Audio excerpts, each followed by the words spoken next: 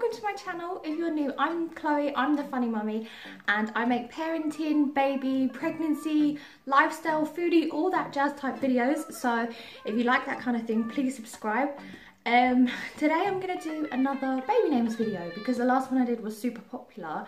But to be honest, the audio is terrible on it, so I thought I deserved to show you that I can make a bit of a better baby name video, and it was quite rambly, so let's not do that again. Let's not ramble too much, and I'll start the video. So this time I thought I'd do nature inspired names because there are a ton that I love. My nearly 3-year-old is called Saffron, so obviously that is a nature inspired name, and I did think about doing sort of all nature themed names for subsequent children, for siblings and stuff. So I thought that's what I would do, but we came up with a girl's name that's not technically nature inspired. So, however, if we have a boy, it might be. So the boy's name for this pregnancy I won't be including in this list, but if you stick around, you may be able to find it out if we have a boy. So I will start with the boys. If you're having a girl or you only want to hear the girl's name, then you can skip to this time. And that will be all of the girls' names. So the first name is a boy's name, and it is Coast. And I think this is beautiful. Obviously it has lovely nautical imagery, and I think it's a great name choice if your partner or yourself are maybe in like a naval career, or if you're in America, I think we call it like the Marines career. Also might be a really nice name if you're having a summer baby and you want to represent that in the name. It's really nice. Obviously it makes you think of beaches and sand and sun, so I think that's lovely. I think it's nice that it's a boy's name that ends in ST. I think that's quite unique to have a boy's name ending in ST. I did do a sort of quick search and there wasn't many other names that I had even heard of before. They were all quite geographically specific, like from certain cultures and stuff. They weren't particularly common names. And also in terms of popularity, it's not been used in the UK once in 20 years. Obviously I don't know how accurate that is, but imagine having a name that nobody else has and nobody's been called in the last 20 years. I think that's quite lovely. It makes your name special. The next name is Opal, and obviously this means precious gem. It is quite popular for girls, but it's almost unheard of for boys, which I think is bizarre because I think names beginning with O are quite strong and quite masculine, and I think this is a really nice alternative to names like Opie. I think O is a really masculine sounding beginning letter of a name. I like the contrast between the strong sound of the O and then the sort of more soft and beautiful imagery of the meaning of it being a gem. So yeah, that's why I think it's a really, really nice name. I think it would really suit a boy with blonde hair and blue eyes, just a really bright-eyed, bouncing baby boy, and I think it's a beautiful, beautiful name. Again, it's really nice. It's kind of special that it is so unique, and you're not likely to ever meet another boy with that name. The next boy's name is Frost, meaning frozen dew, and I think what lovely imagery for a name is something that is frozen and frosty and a beautiful morning. Obviously is a great name choice for a winter baby, maybe even one around Christmas time. It makes you think of Jack Frost and all those magical stories, so I think it is a lovely, lovely name. I think names beginning with F are also really, really nice because of the way you can write them. You can do that sort of scripted calligraphy style writing when you're writing out cards or room signs or whatever you want to have to write out over the years. I think it's just a really nice letter to start your name with because F is just very beautiful on paper. And yeah, that's not, I wasn't going to say much else about it. I just think the imagery that you get with this name is powerful, and it stands alone in itself, and it doesn't really need much explanation, so that is why I think Frost is a beautiful name for a boy. The next one is Wood. It means from the woods, and this one again has such beautiful imagery. It just makes me think of this spirited, wild, outdoor loving, long hair, dirty feet, festival going child.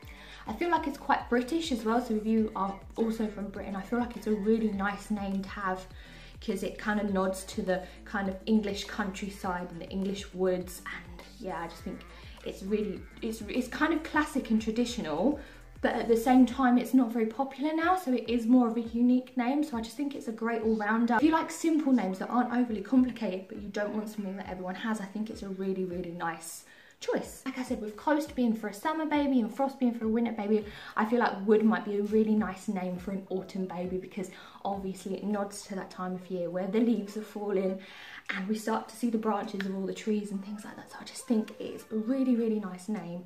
And the last boy's name is Wolf, obviously meaning wolf. This is the kind of name that strikes up a kind of image of somebody who is charismatic and loyal, just because of those traits that come from wolf and what we associate with a wolf character or a wolf's behaviour. This name is unlike the others in the sense that it has actually grown in popularity. It now stands at just below 2,000, at 1,900th popularity in the UK, and it's still a name that gives you that great nature inspired, wild sort of sounding, maybe hippie chic type name. But as it's rising in popularity now, it's not so much of a sort of, oh, I've not heard that before, or oh, I'm not sure of that. So if you're a bit more uncomfortable with using like the odder names, then Wolf might be a great option for you. Right, next is the girl's name, and the first one I have got for you is Sage, and Sage means herb or prophet, and it's actually more of a gender neutral name, so if you've skipped your just the girls' names, then well, you've got a bonus one. I think this is a really different or alternative take on names like Rosemary or Saffron. Obviously I mentioned at the beginning that my daughter that I have already is called Saffron, so if I did want to carry on quite a similar sounding name theme, I feel like Sage would be a really great option for us, because I think Sage and Saffron are quite complementary of each other. I think that's really, really nice. And this is another name that's been climbing in popularity. Since the 1970s, it's been going up and up and up in popularity, and it now stands as well at around the 2,000k mark in terms of popularity of names in this country. Like I was saying with the F in Frost, this name has a G, which I feel like is really nice when you're doing that calligraphy, handwriting, scripted type thing. So again, really nice on birthday cards and name plaques and all that. I feel like it's definitely a girl's name, but it's not overly feminine. So if you're not looking for an uber cutesy name, I feel like Sage is a nice sort of strong, powerful but nature inspired name. The next name is Olive, and this name is a bit of a comeback kid. It was super popular in like the 1940s into the 1950s, and obviously I really like this name because of the nod to the kind of retro character in Popeye. I feel like that's a really nice reference. But yeah, it's definitely a comeback kid. It's getting super popular, so again, if you're not so keen on using an uber unusual name, then Olive is a nice option now, because it's definitely becoming more of a norm. Like I said with Sage, I feel like it's a nice alternative on other common names or other names that are heard of, like Olivia or Octavia. I feel like Olive is a nice, maybe even nickname for those, or just a different take on it. If you really like the name Olivia, for example, but you know someone who has it, maybe Olive is a nice alternative for you to consider. The next one is Willow, and this name means from the Willow Grove. And again, this has had a steep increase since 1994. It's gone up in popularity quite strikingly. Strikingly, is that even a thing? And I personally love this name because my surname, it actually means Willow Forest. So Willow Grove, from the Willow Forest, or whatever we can do. It's a nice all-rounded theme, so that's why I personally like it. It's not such a common name because it does have that sort of strong imagery and strong meaning. Obviously, we've heard of Willow Smith, so the actor who played Primrose in The Hunger Games is also called Willow. She's called Willow Shields. Talking of Primrose, the next name is Primrose, and it means flower name. And again, I think this one is becoming a lot more common because of the Hunger Games character in the book and the films. So I think this is quite pretty and quite sweet. I like the fact that if you wanted to shorten it, it's got two possibilities. You can kind of go with the Hunger Games that like Prim, or you could even say Rose. So it's got two options in terms of shortening. It doesn't have to always be the Primrose, but I think as it is, it just sounds so sweet.